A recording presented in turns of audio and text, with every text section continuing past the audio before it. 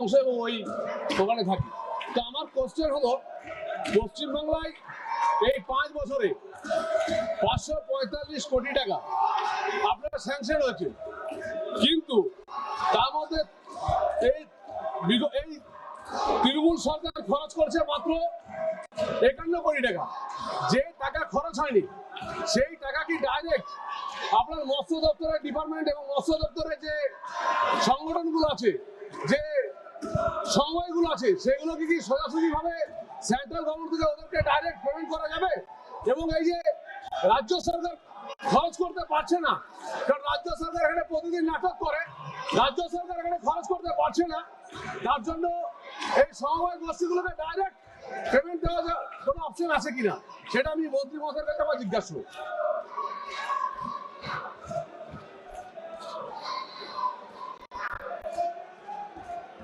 সেটা আমার জিজ্ঞাসা, ডাইরেক্ট সমবায় সমিতিগুলোকে রাজ্য সরকার পেমেন্ট করতে পারবেন কিনা।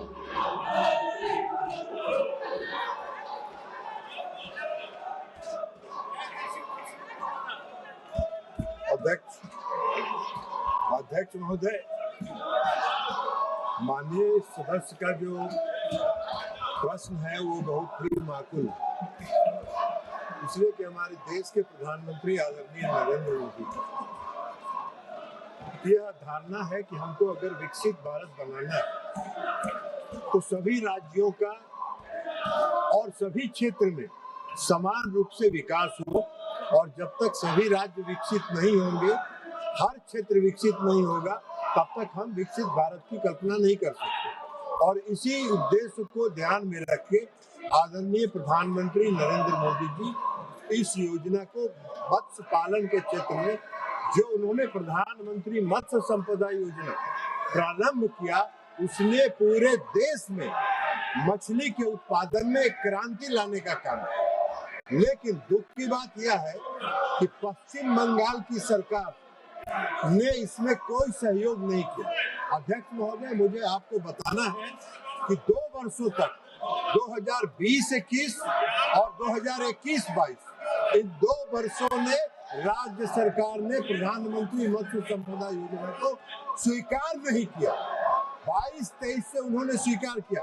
केंद्र सरकार ने पश्चिम बंगाल में जो प्रधानमंत्री मत्स्य संपदा योजना में खर्च का लक्ष्य रखा था 910 करोड़ रुपए, और उसके एवज में जब 22-23 से शुरू किया भाग लेना पश्चिम बंगाल सरकार ने, तो मात्र 221 करोड़ रुपए का ही प्रस्ताव वहां से प्राप्त हुआ, जिसमें आज तक जो राशि आवंटित की गई है केंद्रीय शेर की 221 करोड़ रुपए, उसमें मात्र 114 करोड़ रुपया अब तक जारी किया है 221 करोड़ में, और मात्र 58.51 करोड़ पश्चिम बंगाल की सरकार ने खर्च किया। 22-23 से आज तक जो पश्चिम बंगाल की सरकार का खर्च का जो रेशियो है वो मात्र 51%। अब अगर राज्य सरकार सहयोग नहीं करेगी तो फिर केंद्र सरकार कहीं पर नहीं।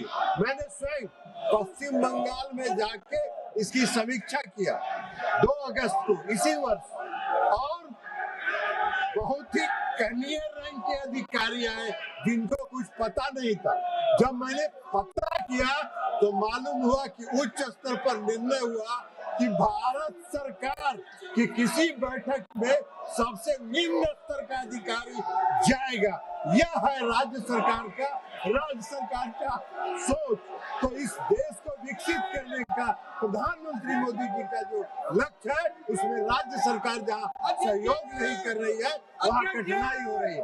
हमारी जो योजना है वो हम राज्य सरकार के माध्यम से खर्च करते हैं, सीधे तौर पर सहयोग समिति को हम नहीं देते हैं। उनके लिए FIDF है, इंफ्रास्ट्रक्चर डेवलपमेंट फंड है, वो उसका उपयोग करके आगे बढ़ते हैं। माननीय सदस्यगण, मैं पुनः आपसे आग्रह कर रहा हूं कि प्रश्नकाल महत्वपूर्ण है, आप सदन में भागीदारी निभाएं। माननीय सदस्यगण, में जिस तरीके का आचरण आप आपका देख रहा हूं संसद के अंदर और कई मान्य संसद सदस्य संसद के बाहर जिस भाषा का प्रयोग संसद के लिए कर रहे हैं वह न संसद के लिए हित के लिए न देश के हित लिए है। अगर उनके राजनीतिक दलों की यही परंपरा है तो देश देख रहा है संसद के अंदर विरोध असहमति लोकतंत्र में होती है, लेकिन मर्यादा बनाए, शालीनता बनाए और हमारे प्रयास से संसद की मर्यादा गरिमा ऊंची हो। मैं हमेशा हर मुद्दे पर हर विषय पर आपको पर्याप्त समय पर्याप्त अवसर देता हूं, लेकिन मेरा आपसे आग्रह है दुनिया का सबसे बड़ा लोकतंत्र जो दुनिया के अंदर मार्गदर्शन देता है हमारी संसद की मर्यादा परंपरा भी उच्च कोटि की होनी चाहिए और विशेष रूप से आपका व्यवहार और आचरण संसद की मर्यादाओं के अनुरूप हो, ये मेरा आपसे आग्रह है। सदन की कार्रवाई आज 12 बजे तक के लिए स्थगित की जाती है।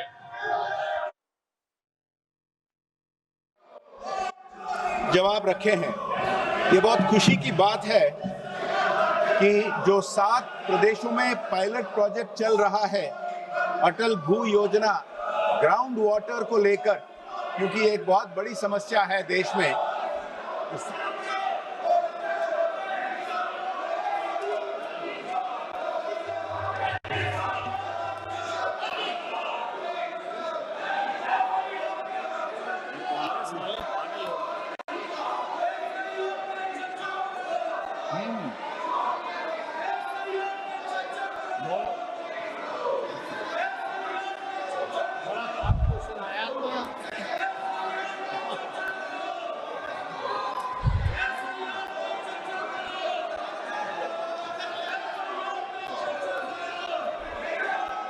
जवाब सदन के पटल पे रखा है। माननीय अध्यक्ष जी, मैं आपके माध्यम से माननीय मंत्री जी से पूछना चाहता हूं, वर्तमान में उत्तर प्रदेश सरकार में सहकारिता क्षेत्र में मजबूत करने के लिए अनेक कदम उठाए गए हैं जा रहे हैं। इसी क्रम में BBSL SSL के माध्यम से विभिन्न बीजों पर क्या काम चल रहा है? माननीय अध्यक्ष महोदय, हम सबको पता है कि देश में तकरीबन 8 लाख सहकारी संस्थाएं हैं और देश में उससे सीधे 30 करोड़ लोग सदस्य के तौर पर इस सहकारी संस्था से जुड़े हुए हैं। आज इस देश की 50% से ज़्यादा जनसंख्या इस सहकारिता से जुड़ी हुई है और इसको ही ध्यान में रखते हुए हमारे माननीय प्रधानमंत्री जी ने सहकार